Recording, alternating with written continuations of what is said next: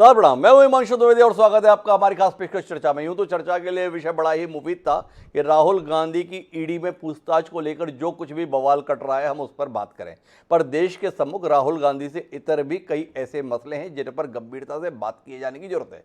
हम दो विषयों पर आज बात करने के लिए जा रहे हैं। एक अग्निपथ योजना के संदर्भ में, जो सेना में भर्ती के संदर्भ में मोदी सरकार के द्वारा क्रांतिकारी कदम के तौर पर बताया जा रहा है, और दूसरा राष्ट्रपति चुनाव के संदर्भ में, जिसको लेकर आज विपक्षी दलों की बैठक ममता बनर्जी के आमंत्रण पर हुई। पहले हमारी बातचीत होगी अग्निपथ के संदर्भ में। मोदी सरकार के द्वारा दो बड़ी घोषणाएं पिछले 2 दिन में की गई। एक, प्रधानमंत्री मोदी के हवाले से बताया गया कि उन्होंने देश के तमाम सरकारी विभाग जो केंद्र सरकार के अधीन आते हैं उनकी समीक्षा की और ये निर्देशित किया कि खाली पदों को भरने के लिए मिशन मोड पर काम किया जाए और अगले 1.5 साल के भीतर 10 लाख लोगों को नौकरी प्रदान की जाए। इसके अगले दिन ही केंद्रीय रक्षा मंत्री राजनाथ सिंह सैन्य प्रमुखों के साथ में रूबरू हुए और बताया कि हम लोग एक नया काम करने जा रहे हैं, एक क्रांतिकारी कदम उठाने जा रहे हैं, और वो क्रांतिकारी कदम है अग्निपथ योजना के तौर पर, जिसके तहत हम विशेष अभियान के तहत सेना में भर्ती करेंगे। 4 साल के लिए वो भर्ती होगी। 17.5 साल से लेकर 21 साल तक के युवाओं को भर्ती किया जाएगा। 6 महीने का प्रशिक्षण दिया जाएगा। 4 साल की अवधि होगी। 4 साल की अवधि के बाद उनमें से कुल 25% लोगों की सेवाएं आगे भी जारी रखेंगे और बाकी 75 लोगों को उज्जवल भविष्य की शुभकामनाओं के साथ बाहर कर देंगे। जो बाहर जाएंगे उनके हाथ में ईपीएफ के माध्यम से जमा तकरीबन 11 लाख रुपए सेवा निधि के तौर पर होंगे। इसके माध्यम से वह अपने जीवन को एक नया रास्ता देंगे। मोदी सरकार ने बताया कि यह एक क्रांतिकारी योजना है। देश में एक अलग किस्म का अनुशासन आएगा, युवाओं के लिए बेहतर अवसर बनेंगे। भाजपा शासित जो तमाम राज्य हैं उन्होंने खुले दिल से इस योजना का स्वागत किया। उत्तर प्रदेश के मुख्यमंत्री योगी आदित्यनाथ ने इससे आगे बढ़कर ऐलान भी कर दिया कि हम पुलिस की भर्ती में ऐसे युवाओं को विशेष प्राथमिकता प्रदान करेंगे। लेकिन देश के बड़े हिस्से में तमाम युवा इस घोषणा को छलावा मान रहे हैं। उनका मानना है यह हमारे भविष्य के साथ हो रहा खिलवाड़ है। जो लोग लंबे समय से सेना में भर्ती की तैयारी कर रहे थे वो पहले से ही इस बात को लेकर निराश हैं कि पिछले कुछ वर्षों से सेना में भर्ती नहीं की जा रही है। तमाम युवा सुबह 4 बजे से उठकर पसीना बहाते हैं इस उम्मीद के साथ कि इस दौड़ने से उनके भविष्य की सुरक्षा होगी। भविष्य के संदर्भ में वह अपना एक सुनहरा सपना देख रहे हैं, लेकिन उन सपनों के संदर्भ में क्या ये योजना कुठाराघात कर रही है या एक नई ऊर्जा भर रही है? यही सवाल है। इस विषय पर ही हम बात करने जा रहे हैं। हमारे साथ इस विषय पर चर्चा के लिए कुछ खास मेहमान मौजूद हैं, उनसे आपका परिचय कराएं और इस संवेदनशील विषय पर कुछ गंभीर बात करें। उससे पहले लेकिन सवाल है आज के विचार सूत्र का। हमारा आज का विचार सूत्र जो कहता है, जो व्यक्ति विकास के लिए खड़ा है उसे हर रूढ़िवादी चीज़ों की आलोचना करना होगा, उसमें अविश्वास दिखाना होगा तथा उसे चुनौती देना होगा। शहीद भगत सिंह के द्वारा ये कहा गया था। आशय ये था कि जो चला आ रहा है हम उसके प्रति आग्रह नहीं रखें, बदलाव के प्रति तत्पर रहें, बदलाव के संदर्भ में अपनी प्रतिबद्धता रखें। तो सेना में भर्ती के संदर्भ में ये जो नवाचार है इसके संदर्भ में क्या यही दृष्टिकोण रखना चाहिए, या तमाम रक्षा विशेषज्ञ कह रहे हैं कि ये बहुत बड़ी छेड़छाड़ है? सेना के संदर्भ में इस प्रकार से प्रयोगशाला बनाने की कोशिश नहीं होनी चाहिए।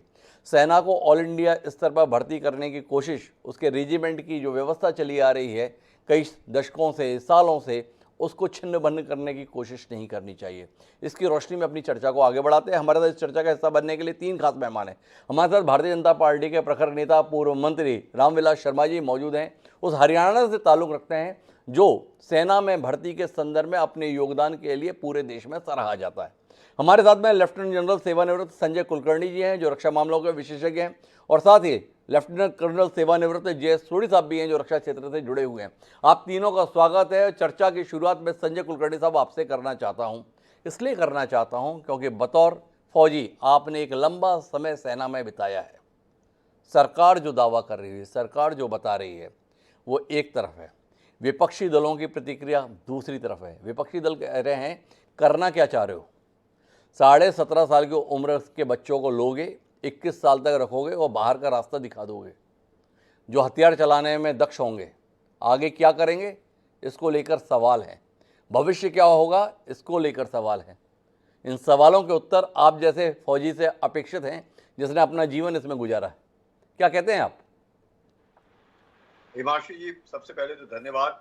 बहुत संवेदनशील विषय और अग्निपथ, अग्निवीर और इस सब की आज अग्नि परीक्षा जी जरूर कईयों के विचार में कई एक विचार आते रहते हैं कि ये पहले है कि कोई भी चेंज जो होता है, जो भी सुधार लाना चाहते हैं, उसके लिए रेजिस्टेंस जरूर होगा, क्योंकि जी हर एक जो प्रथा चलती आई है उसके साथ उनका तकरीबन मेल मिला।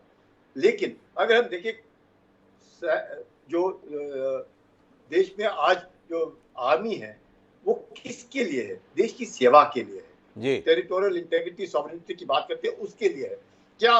और हमारे जो दुश्मन है वो कौन है? वो है चीन और पाकिस्तान। ये समझ करके चलना चाहिए, दो दुश्मन है, ये जी हमारे पर हमला करेंगे और करते आ रहे हैं, और इसमें कोई शक नहीं है। कभी भी कोई भी कदम, कोई भी सरकार, कोई भी हो, ऐसा नहीं उठाएगी कि जो देश की जो आर्म फोर्सेस हैं, देश की जो सेना है, उसको कमजोर करे। तो ये एक सबसे पहले बड़ी बात सबके दिमाग से हट जानी चाहिए कि इससे सेना में कोई कमजोरी आएगी। सेना में कमजोरी नहीं आएगी।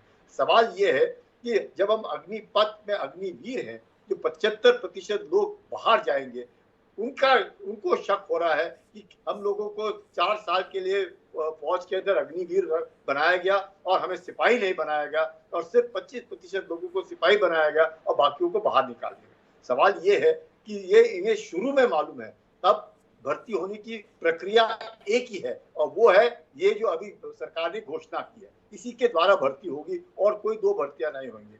जहां तक सवाल ये है कि पिछले 2 साल से भर्ती नहीं हुई, तो 1 लाख सवा लाख के आसपास की जो वैकेंसी है वो है। इस नए प्रक्रिया से जो भर्ती होगी उसमें 40,000 लोग सालाना भर्ती होंगे, और ये जो 40,000 लोग आएंगे, इसमें से 10,000 लोगों को एब्जॉर्ब किया जाएगा जो सिपाही बनेंगे 4 साल के बाद, और जो नहीं बन पाए वो बाहर जाएंगे। जो बाहर जाएंगे, आपने जैसे कहा 12 लाख रुपए मिलेंगे, और वो 12 लाख सेवा निधि के साथ वो बाहर जाएंगे। उसके लिए जो 30,000 रुपए इनिशियल जो तनख्वाह मिलेगी, 4 साल के बाद उसको 40,000 मिलेगी, जिसके 30% जो है वो अपना कंट्रीब्यूट करेगा। उतना ही इक्वल कंट्रीब्यूशन सरकार करेगी। जो नॉन कंट्रीब्यूटरी वो 48 लाख का इंश्योरेंस कवर है। अगर वो किसी कारण से लड़ाई में या किसी कारण से मरता है, 1 करोड़ रुपए उसके परिवार को मिलेंगे। अगर किसी कारण वो घायल होता है, किसी प्रकार से डिसेबिलिटी होती है, उसके लिए उसको 44 लाख रुपए, तो वो सब ठीक है, इंसेंटिव्स है, कोई कुलकर्णी साहब, मैं थोड़ा मुद्दे पर आना चाहूंगा क्योंकि मेरे पास समय सीमित है। वर्तमान में जो भर्ती प्रक्रिया आ रही थी, दोनों प्रकार से भर्ती होती थी। शॉर्ट सर्विस कमीशन भी रहता था, रेगुलर भर्ती भी होती थी। लोग जो इस भर्ती की योजना की खिलाफत कर रहे हैं, उनके 2-3 बहुत स्पष्ट नज़रिए हैं। बोले, एक कि केंद्र सरकार ने एक बार फिर चतुराई का प्रदर्शन किया है, लेकिन ये चतुराई सेना के साथ की जा रही है। खर्चे बचाने हैं। एक रेगुलर भर्ती के साथ जो जिम्मेदारी सरकार के ऊपर आनी थी, उससे बचने की कोशिश की है, और उन लोगों के संदर्भ में बचने की कोशिश की है जिनके कंधों पर देश की सुरक्षा की जिम्मेदारी है। क्या कहते हैं आप? एक भर्ती जिसके तहत सालाना तकरीबन 70-80 हज़ार लोग भर्ती किए जाते थे, कटौती हो गई, 40,000 की भर्ती करेंगे, उसमें भी 10,000 को ही रिटेन करेंगे, बाकी 30,000 को बाहर कर देंगे। दूसरा सवाल, और तीसरा और अहम सवाल, किस उम्र में भर्ती कर रहे हैं? 17.5 साल की उम्र में से लेके 21 साल तक। कौन सी उम्र है जिसमें 12वीं पास करके लड़का बाहर निकलता है? उसकी पढ़ाई बाधित हो गई, 4 साल उसने सेना में नौकरी की, पढ़ाई उसकी रही नहीं, 21 साल की उम्र में वह सेना से बाहर हो जाएगा। क्या उसकी योग्यता होगी शैक्षणिक? Inter pass? इसके साथ भविष्य बनाएगा, या जो बंदूक हाथ में थामना सीखा है उसके माध्यम से कोई और रास्ते पे जाएगा? ये आशंका तमाम सामाजिक विशेषज्ञ व्यक्त कर रहे हैं। ये इतने सारे सवाल हैं, इनके उत्तर संजय कुलकर्णी साहब जैसे अनुभवी रक्षा विशेषज्ञ के पास हैं। हिमांशु जी, सवाल सबसे पहले जो परमानेंट कमीशन और सॉफ्ट सर्विस कमीशन का, वो ऑफिसर्स के लिए है। ये है अदर देन ऑफिसर्स, PBOR जिन्हें बोलते हैं, ये अदर रैंक्स के लिए जो सिपाही बनेंगे, ये अग्निवीर हैं। तो ये और वो दोनों सिस्टम अलग है। जहां तक कि कॉम्बैट पोटेंशियल, सरकार को जो नंबर्स हैं, कि अगर 1.2 मिलियन या 12 लाख या 14 लाख की जो भी फौज है, उस पर कोई खामी नहीं की गई है। जहां पैसे का सवाल है, वहां पैसे का अगर आप देखिए जिस तरह से इंसेंटिव दिए, उस पर भी कोई खामी हो सकता है। In the long run pension नहीं होने के कारण बचत हो, लेकिन इन्हीं जो फौज है उसमें कमी नहीं आएगी, क्योंकि इन्हीं 40 हर एक बटालियन में 30 से 40 लोग आएंगे। उस 30 से 40 लोग में से 10 रखे जाएंगे और 30 को बाहर भेजा जाएगा, और जो 10 रखे जाएंगे वो वही लड़के हैं, उन्हीं के हैं। और ये जो आए हैं, कई जरूर मैं कहूंगा आशंका सबके वो होगा। 40 के 40 भर्ती हुए हैं उस मकसद से एक पलटन के अंदर कि 40 के 40 15 साल या 20 साल की नौकरी करेंगे, पर वो नहीं है। वो वही सिपाही बनेंगे जो सरकार, वो जो उनमें से सबसे अच्छा। तो यूथ प्रोफाइल जो है आज की तारीख में फौज के अंदर जो नॉर्मल एवरेज एज है वो तकरीबन 32 से 35 है। अब इसके संदर्भ में 26 से 27 साल हो जाएगी। तो फौज जो है वो यंग प्रोफाइल की फौज होगी, तो उसमें जोश होगा, उसमें वो जज्बा होगा। पर मैं एक ही बात कहूंगा हिमांशु जी का, जिसे बात खत्म करूं, ये पूरी जो स्कीम है इसकी सक्सेस, ये इसमें कितना फायदा हुआ वो तब देखा जाएगा 4 साल के बाद। जो सरकारें कह रही हैं और जिस प्रकार से घोषणाएं की जाए, वो जो 75% लोग बाहर गए, अगर उनको बाहर जाकर के बहुत ज्यादा फायदा हुआ और एक तरीके से उनको प्रोत्साहित किया गया और वो इंडस्ट्रीज ने एब्जॉर्ब किया, पुलिस ने एब्जॉर्ब किया, तो जरूर मैं कहूंगा ये जो स्कीम है सक्सेसफुल मानी जानी चाहिए। अग्नि परीक्षा में पास हो गई, क्योंकि वो 75% लोग जो बाहर हैं उनका आदर, उनका सत्कार, डिसिप्लिन फौज, डिसिप्लिन आदमी मिले और इंडस्ट्री ने, गवर्नमेंट ने उनको स्वीकारा और उनको आगे जाने का पूरा प्रोग्राम बनाया। या जो नहीं जाना चाहते थे उनको 12 लाख मिले, उसने अपने तरीके से अपनी नौकरी छोड़ी, दुकान खोला या जो कुछ भी किया, अपनी पढ़ाई की, जैसे भी किया। लेकिन वो 75% बहुत जरूरी है कि वो अच्छे दिखने चाहिए। 75% अच्छे दिखने चाहिए, ये संजय कुलकर्णी जी कह रहे हैं। लेकिन सवालों के घेरे में मैं जाना चाहता हूं जयेश सोढ़ी साहब के पास में उन सवालों को उत्तर लेने के लिए जो मैंने कुलकर्णी साहब से किए, पर कुलकर्णी साहब उन विषयों को छू नहीं रहे। लेकिन उससे पहले मैं रामविलास शर्मा जी के पास जाना चाहता हूं। हजारों युवाओं के सपनों पर कुठाराघात हुआ है, ऐसा इसलिए महसूस हो रहा है क्योंकि सड़कों पर युवा विरोध कर रहे हैं इस स्कीम के संदर्भ में। रामविलास शर्मा जी, लोग अपना पसीना इस उम्मीद के साथ बिता रहे थे, बहा रहे थे कि वह एक बार अगर फौज में जाएंगे तो देश की सुरक्षा करेंगे, अपने परिवार को भी सुरक्षा दे पाएंगे, क्योंकि एक स्थायी नौकरी पाएंगे। सरकार ने ऐसा प्रयोग पहले भी किया। शिक्षा कर्मी के नाम से हम लोग देश के संदर्भ में जानते हैं, और इस देश में शिक्षा व्यवस्था का भट्टा बैठ गया। 20 साल तक शिक्षा कर्मी के नाम पर पैसे की बचत के आधार पर जो खिलवाड़ नौनिहालों के साथ किया गया, देश उसका साक्षी है। अब आप सेना के साथ खिलवाड़ करने जा रहे हैं, ऐसा तमाम स्तर पर प्रतिक्रिया आ रही है। आप तो शिक्षा मंत्री रहे हैं रामविलास शर्मा जी, क्या कहते हैं? हिमांशु जी, जैसे अभी जनरल कुलकर्णी साहब ने बात कही, सोढ़ी साहब अभी बात कहेंगे जी। भारत की सेना आज दुनिया की सबसे ताकतवर सेना है, सबसे अनुशासित सेना है और सबसे निष्ठावान सेना है। एक ये नया विचार आया है जी। और मैं समझता हूं ये विचार इजराइल की तरफ से आया है। जी। इजराइल में 18 साल से ऊपर के हर नागरिक को, चाहे वो महिला है चाहे पुरुष है, उनको बंदूक चलाना आना चाहिए। उनकी लोकेशन एक ऐसी गजब की है और इजराइल से बहुत सी बातों में दुनिया के लोग सीख रहे। और जब कोई नया विचार आता है हिमांशु जी, जैसे नोटबंदी का विचार आया, हमारे जो लोकप्रिय प्रधानमंत्री नरेंद्र भाई मोदी हैं, उनको भारत की सेना से वो पिछले 20 साल से दिवाली का त्योहार अपनी सेना के साथ मना रहे हैं। अरे वो छोड़िए ना रामविलास जी, सीधे मुद्दे पर आइए। कुल मिलाकर ये अग्निपथ इस देश के युवाओं के लिए कैसे फायदेमंद है, ये सीधा सवाल है। प्रधानमंत्री जी देश के लिए बहुत अच्छा सोचते हैं, इसीलिए तो हम सब ने उन्हें प्रधानमंत्री चुना है।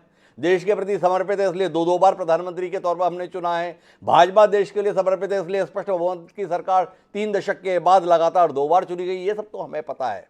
अभी जो सवाल है रामविलास जी, हरियाणा के तमाम युवा इस कार्यक्रम को देख रहे हैं। रामविलास शर्मा जी जिनके नेता हैं वो लोग देख रहे हैं। उनके मन में सवाल हैं, संशय है, क्या उसका समाधान करने का सामर्थ्य रामविलास शर्मा जी में है कि नहीं है? ये सीधी स्थिति है। ये बताइए कि ये स्कीम जो परमानेंट तौर पर नौकरी मिलती थी उससे किस मायने में बेहतर है? लोग एक बार फौज में दाखिल होते थे, 20 साल की सुरक्षा पाते थे, देश की सुरक्षा करते थे, अपने परिवार को भी सुरक्षित रखने के संदर्भ में आश्वस्त होते थे। आप भरोसा कर रहे हैं जिनको अपना भविष्य सुरक्षित नहीं लगेगा वो लोग देश की सुरक्षा ठीक से कर लेंगे? हिमांशु जी, हरियाणा देश की आबादी का 2% हम हैं। जी परंतु सेना में हमारी 11% आबादी है। जनरल सिहाग मेरे यहाँ पड़ोस के सेनापति रहे। जी आपका जो ये विचार है, जी इसके दो मायने हैं। जब कोई नई शुरुआत होती है, एक तो इसको एकदम रिजेक्ट करने वाली बात नहीं है। जी अब सड़क पर आज 100 लोगों की भर्ती होगी, जैसा जनरल कुलकर्णी साहब ने कहा कि भाई 10% को रिटेन करेंगे, 75% बाहर जाएंगे। परंतु जो नौजवान 4 साल सेना का अनुभव लेकर के, गोली चलाने का अनुभव लेकर के, उसके लिए जैसे यूपी में कह दिया कि हम उनको पुलिस फोर्स में, हमने हरियाणा में अपने कार्यकाल में 20,000 जो पूर्व सैनिक हैं उनको एसपीओ भर्ती किया। आज जो नौजवान बिल्कुल बेरोजगार खड़ा है, उसके पास कोई उद्यम नहीं है, उसके पास कोई ट्रेनिंग नहीं है। एक शुरुआत है और अरे इसको शुरुआत का है एकदम रामविलास जी। एक परमानेंट नौकरी मिला करती थी, उस नौकरी को टेम्परेरी नौकरी में बदला जा रहा है और आप कह रहे हैं कि ये शुरुआत है। उत्तर मिल नहीं रहा। शायद सोढ़ी साहब के पास में इन सवालों का, इन संदेहों का कोई उत्तर हो। सोढ़ी साहब, आपसे ही सीधे रुख करता हूं और जानना चाहता हूं, बड़े स्तर पर सोशल मीडिया पर रिटायर्ड जनरल प्रतिक्रिया दे रहे हैं, खिलवाड़ हो रहा है। एक सज्जन ने तो यह लिखा कि पेशेवर सेनाएं आमतौर पर रोजगार योजनाएं नहीं चलाती हैं, सिर्फ कह रहा हूं, सटायर है, कटाक्ष है।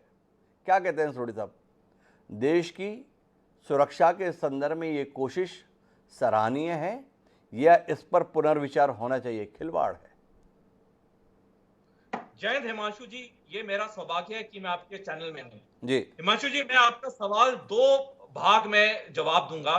पहला, मैं उन प्रश्नों का जवाब दूंगा जो कि हम सब के मन में, क्या ये जो योजना है, क्या ये सफल होगी या नहीं, चाहे देश के लिए, चाहे रेजिमेंट के लिए, चाहे बटालियन के लिए। जी इसका मैं आपको जवाब देना चाहूंगा कि मैं एक्स एनडीए हूं। मैंने नेशनल डिफेंस एकेडमी खड़कवासला में 3 साल ट्रेनिंग की। 1 साल मैंने ट्रेनिंग देहरादून में की और फिर मैं ऑफिसर बना। मेरे साथ में पैरेलल में कई मेरे कोर्समेट हैं जो कि एक कम ड्यूरेशन की ट्रेनिंग करके ऑफिसर्स ट्रेनिंग एकेडमी से शॉर्ट सर्विस ऑफिसर बनके वो कमीशन हुए। जब हम कमीशन हुए, जब हम इकट्ठे रेजिमेंट में आए, चाहे मैं एक्स एनडीए था, चाहे डायरेक्ट एंट्री था या चाहे शॉर्ट सर्विस ऑफिसर था, सारों की जो परफॉर्मेंस थी वो अपनी मेरिट के ऊपर थी। मेरी रेजिमेंट को कभी कोई फर्क नहीं पड़ा कि जो ऑफिसर है वो उसकी एंट्री क्या है। कभी हमारे कमांडिंग ऑफिसर ने नहीं पूछा कि तुम्हारी एंट्री क्या है। सिमिलरली जो ये अग्निपथ योजना है, ये आजादी के बाद सबसे बड़ा डिफेंस रिफॉर्म है। अगर हम इसको एक ओवरव्यू से देखें, इससे बड़ा डिफेंस रिफॉर्म आज तक इस देश में नहीं हुआ। और मैं इसलिए कहता हूं कि सबसे बड़ा रक्षा सुधार इसलिए है क्योंकि ये हर जवान को अफेक्ट करता है, आर्मी, नेवी, एयरफोर्स में। अभी जो जवान 6 महीने की ड्यूरेशन की ट्रेनिंग करके जब वो अपनी बटालियन या रेजिमेंट में जाएगा और वहां पे वो सेवा करेगा, उसके अंदर जो जोश, जज्बा और जुनून होगा वो उसके रेजिमेंट के अफसरों पे, रेजिमेंट के जेसीओ पे डिपेंड करेगा। ये स्कीम बहुत अच्छी है, लेकिन इसको इंप्लीमेंट करने के लिए जो भी स्टेक होल्डर्स हैं, चाहे गवर्नमेंट ऑफ इंडिया है, चाहे इंडियन आर्म फोर्सेज हैं, सबको 2 कदम आगे बढ़ाना पड़ेगा इसको सफल करने के लिए।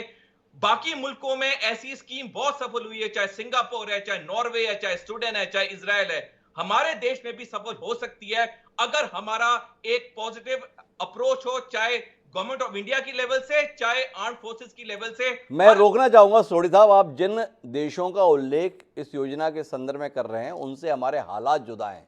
वो आबादी में कमी की समस्या से जूझते हैं, हम आबादी की बड़ी आंकड़े के साथ जूझते हैं। वहाँ बेरोजगारी ऐसा संकट नहीं है जैसा संकट हिंदुस्तान के संदर्भ में है। यहाँ पर अपराधों के संदर्भ में, जब आप पिछली बार मेरे साथ एक कार्यक्रम में थे पंजाब में हमले के संदर्भ में, तो आप बता रहे थे कि जैसा रॉकेट लॉन्चर इस्तेमाल किया गया उसके लिए एक बड़ी ट्रेनिंग चाहिए। ऐसे खतरे अतीत में दिखे हैं। जब पंजाब में बड़े स्तर पर आतंकवाद था तो ये देखा गया था कि कई पूर्व सैनिक भ्रमित होकर उस अभियान का हिस्सा बने थे। वो ट्रेनिंग कहीं ना कहीं देश के खिलाफ इस्तेमाल हो गई थी। बड़े पैमाने पर हथियार चलाने की ट्रेनिंग लेकर आएंगे, समाज में जब रोजगार नहीं पाएंगे तो वो ट्रेनिंग कहीं समाज के लिए समस्या ना बन जाए, ये एक वास्तविक खतरा है। क्या इस खतरे को खारिज करेंगे? क्या आपको लगता है कि हाँ ये एक समस्या है? आप 40,000 लोगों को हथियार चलाने का प्रशिक्षण तो दे देंगे, पर बाहर निकलने के बाद उनके हाथ में काम चाहिए। क्या आपको नहीं लगता है कि केवल अग्निवीर कह देना पर्याप्त नहीं है? ये अग्निवीर कहीं अपने बीच के समाज को ही ना जलाने लगे। इस खतरे के संदर्भ में हमें चिंतित होना चाहिए या नहीं होना चाहिए? हिमांशु जी, आपका प्रश्न बिल्कुल सही है, और जो मैंने पहले बोला कि इस स्कीम को सफल करने में सारे स्टेक होल्डर्स की जिम्मेवारी है, चाहे वो गवर्नमेंट ऑफ इंडिया के ऑफिशियल हैं, चाहे इंडियन आर्म फोर्सेस के ऑफिसर, जेसो या जवान हैं। देखिए, आपने सही कहा कि जब ये 75% अग्निवीर जब सेवानिवृत्त होकर वापस सिविल सोसाइटी में जाएंगे, अगर उनको नौकरी के अवसर नहीं मिले तो ये प्रॉब्लम हो सकती है। इसलिए मैंने कहा कि जो भी स्टेक होल्डर्स हैं, ये इनका दायित्व बनता है कि इस जो योजना है इसको सफल बनाए। जैसे आज उत्तर प्रदेश ने ऐलान किया कि हम अपनी पुलिस फोर्स में हम अग्निवीर लेंगे, आज होम मिनिस्ट्री ने ऐलान किया कि हम पैरामिलिट्री फोर्सेस में लेंगे। जब तक ये क्रिस्टलाइज नहीं होगा और जो भी अग्निवीर अपनी 4 साल की सेवा करके जब सेवानिवृत्त होकर जाएगा और उसको एक नौकरी मिलेगी, या यदि वो नौकरी नहीं करना चाहता, आगे वो 12 लाख के साथ अपना बिजनेस या अपना रोजगार, अपना बिजनेस शुरू करना चाहता है, तो वो उसकी मर्जी है। लेकिन इस स्कीम को सफल करने में हर स्टेक होल्डर की जिम्मेवारी है। मेरी राय में हिमांशु जी, ये स्कीम बहुत बढ़िया स्कीम है, ये इंप्लीमेंटेबल है। बाकी देशों की, आपने सही कहा, बाकी देशों में बेरोजगारी की प्रॉब्लम है, लेकिन हमें यहाँ पे एक और चीज देखनी चाहिए। हमारे यहाँ पे जनसंख्या बहुत ज्यादा है, लेकिन हमारा जो देश है वो विकसित हो रहा है, वो डेवलपिंग कंट्री है। हर डेवलपिंग कंट्री के पास एक सीमित पैसा होता है। आज हमारा इस साल का जो हमारा रक्षा बजट है वो 5.25 लाख करोड़ है।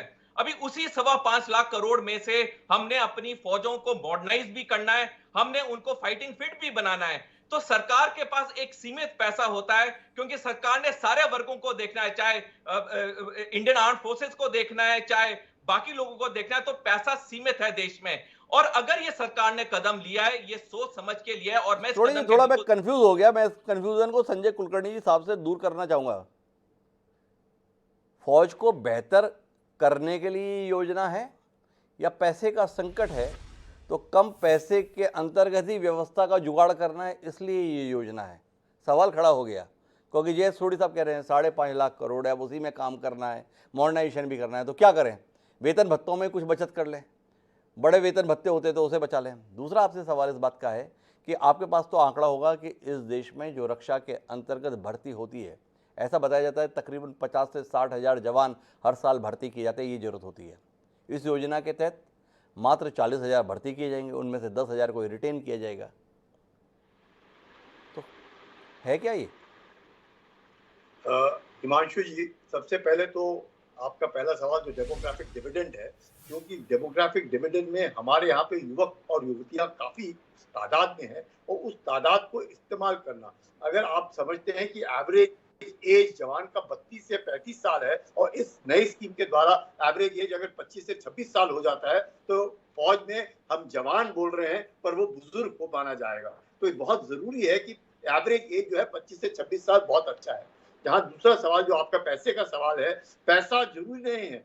अगर जैसे रक्षा मंत्री को भी पूछा गया, उन्हें अगर आप ये जो स्कीम चला रहे हो सकता है इन द लॉन्ग रन बहुत जबरदस्त इस पे पैसा लग जाए, बिकॉज आपने 30,000 लोग जो बाहर गए हैं उन सबको आपने नौकरियां देनी है, उन सबको यकीन करना है। जो शंकाएं और जो अपने दिन में विचार आ रहे हैं, ये हो सकता है वो कि आतंकवादी ना बन जाए, हो सकता है वो किसी गलत हाथ में ना चले जाए, हो सकता है ऐसा काम ना कर बैठे जो जिसके लिए उनको शर्म आए और हम लोगों को भी बुरा लगे। तो ये सब को देखते हुए मुझे लगता है पैसा जो है जहाँ देश के रक्षा के लिए जरूर सीमित है, जैसे सोढ़ी साहब कह रहे, इस पे कोई शक नहीं है। लेकिन अगर स्कीम आती है, अगर वो कहते हैं ना कि सांप भी मरे और लाठी भी ना, वो वाला हिसाब है। अगर पैसे की बचत होती है, definitely it is wanted, because modernisation बहुत जरूरी है, लेकिन not at the cost of combat capability. जो कॉम्बैट कैपेबिलिटी है उसमें कोई कमी नहीं आएगी। आप चाहे अग्निवीर हो या कोई किसी भी तरीके से उसको कहा जाए, वो वही रहेगा।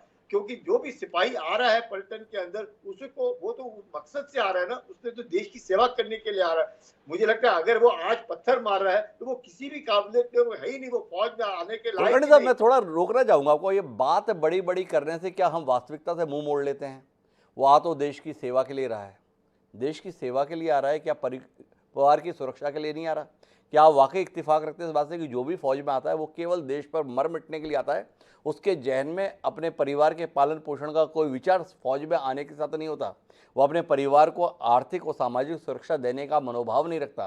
वो अपने बूढ़े माता पिता का बोझ उठाने के लायक बनने की भावना नहीं रखता। क्या इस बात से आप इनकार करते हैं? क्या एक रोजगार की भावना जवान या अफसर के मन में नहीं होती?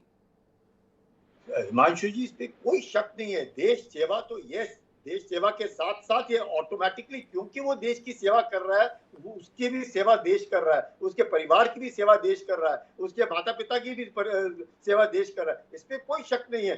क्यों वो क्यों आ रहा है, क्यों अपनी जान देने के तैयार है? उसे मालूम है कि उसकी सेवा है।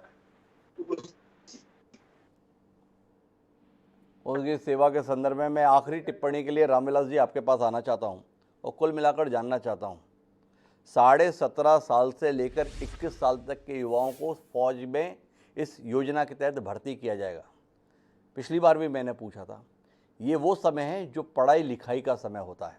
इस देश में जो नई शिक्षा नीति लाए हैं उसमें 18 साल की उम्र में बच्चा 12वीं क्लास पास करके कॉलेज की ओर रुख करता है। आप उसे पढ़ाई के स्थान पर फौज में भेज रहे हैं। 4 साल फौज में रहने वाला है और उसके बाद सड़क पर आने वाला है। शैक्षणिक दृष्टि से ग्रेजुएट भी नहीं होगा। और उसके बाद में सवाल है रोजगार को लेकर। क्या आपको नहीं लगता है इस योजना के संदर्भ में थोड़ा और विस्तार की जरूरत है? फौज में नहीं रखेंगे तो कहाँ रखेंगे? ये स्पष्ट कार्य योजना होनी चाहिए। कुल मिलाकर इन बच्चों को जिन्होंने 4 साल देश के लिए दांव पर लगा दिए, उन्हें आप इस तरीके से सड़क पर नहीं छोड़ सकते हैं। उनका ही दिया हुआ पैसा जो पीएफ के तौर पर कटता है, हर सरकारी योजना का हिस्सा है, हर सरकारी नौकरी के अंतर्गत प्राइवेट को आपने बाध्य किया हुआ है कि जितना एम्प्लॉय का पैसा कटेगा एम्प्लॉयर को भी उतना पैसा पीपीएफ में देना पड़ेगा। आप उसे बता रहे हैं सेवा निधि के तौर पर। किसको बहका रहे हैं, किसको बहला रहे हैं? उनका अपना पैसा सरकार के प्रावधानों के तहत उन्हें मिलने वाला है, वो आपका एहसान नहीं है। कुल मिलाकर जानना यह है कि उन युवाओं के संदर्भ में, उन बच्चों के संदर्भ में 4 साल के बाद का अंधेरा है, उसके लिए कोई दिया तो आप दिखाएंगे या बिल्कुल ही अपने हाथ झाड़ लेंगे? देखिए हिमांशु जी, जो आपकी जिज्ञासा है वो निराधार नहीं है, परंतु हमारी जो बड़ी आबादी है वो हमारी बड़ी ताकत भी। और ये जो नए नए विचार आज बेरोजगारी नौजवान के लिए, मैं आज मेरे गांव का एक बच्चा शहीद हुआ, उसके दाह संस्कार से आया हूँ। आज हिंदुस्तान की फौज में जो नौजवान 17.5 साल के साथ भर्ती होगा, 4 साल के बाद उसकी जेब में 12 लाख रुपया होगा, उसके पास सेना का एक सर्टिफिकेट होगा, उसके पास इतने इदारे हैं। यूपी में हमने हरियाणा में 10,000 एसपीओ भर्ती किए, पुरुष सैनिकों को भर्ती किया, और 4 साल भारत की सेना का ट्रेनिंग लेने के बाद कोई नौजवान हताश और निराश नहीं रहेगा। और जब कोई नई योजना शुरू होती है तो उसको शुरू करने के लिए, जैसे जनरल सोडी ने कहा, कि उसके लिए एक ऊर्जा होनी चाहिए, उत्साह होना चाहिए और एक्सपेरिमेंट होते रहना चाहिए। जब इजराइल का हर नागरिक 18 साल का गोली चलाना जानता है, तो भारत के चारों तरफ जिस तरह के खतरे मंडरा रहे हैं, भारत का जवान जितना सेना का प्रशिक्षण लेगा उतना उत्साहवर्धक रहेगा। ये योजना लागू करनी चाहिए। रामविलास शर्मा ये लगातार पैरोकारी कर रहे हैं, ये योजना लागू करनी चाहिए, ऐसा होना चाहिए, वैसा होना चाहिए, लेकिन इस बात पर वो खरे तौर पर नहीं कह रहे हैं कि 4 साल के बाद इन बच्चों के हाथ में सुनिश्चित रोजगार की व्यवस्था सरकार के स्तर पर होनी चाहिए। फौज में नहीं रखेंगे तो कहाँ रखेंगे? ये दृश्य पारदर्शिता के साथ सामने आना चाहिए। इन बच्चों का भविष्य क्या होगा यह स्पष्ट तौर पर जाहिर होना चाहिए। 17 साल की उम्र में आप उन्हें मोर्चे पर तैनात कर रहे हैं, उनकी जान को आप दांव पर लगाने जा रहे हैं। देश की हुकूमत की जिम्मेदारी बनती है कि ऐसे नौजवानों के भविष्य के संदर्भ में एक सुनिश्चित रोड मैप होना चाहिए। अच्छी योजना है, तमाम विशेषज्ञ कह रहे हैं, हमारा उस पर ऐतराज नहीं, नवाचार के संदर्भ में हमारा ऐतराज नहीं, लेकिन जो सवाल हैं उन्हें खारिज नहीं किया जा सकता। वो उत्तर मांगते हैं और उत्तर इसी रूप में मिलना चाहिए कि अगर 21 साल की उम्र में वह बच्चा बेरोजगार होकर फौज से बाहर आ रहा है तो उसके हाथ में फिर कोई नया रोजगार सुनिश्चित होना चाहिए। क्या सरकार इस दिशा में कोई स्पष्ट फैसले लेगी, जानने के लिए हमें इंतजार है, लेकिन ये इंतजार कब पूरा होगा इसके संदर्भ में कहना मुश्किल है। बहरहाल आप तीनों मेहमानों का बहुत बहुत धन्यवाद इस गंभीर चर्चा का हिस्सा बनने के लिए। समय एक छोटे से ब्रेक का, ब्रेक पर जाएंगे और ब्रेक के बाद लौटेंगे तो विपक्ष की सियासत पर बात करेंगे जो राष्ट्रपति चुनाव के माध्यम से 2024 के संदर्भ में रणनीति बन रही है। तो कहीं जाइएगा नहीं, हम गए और आए।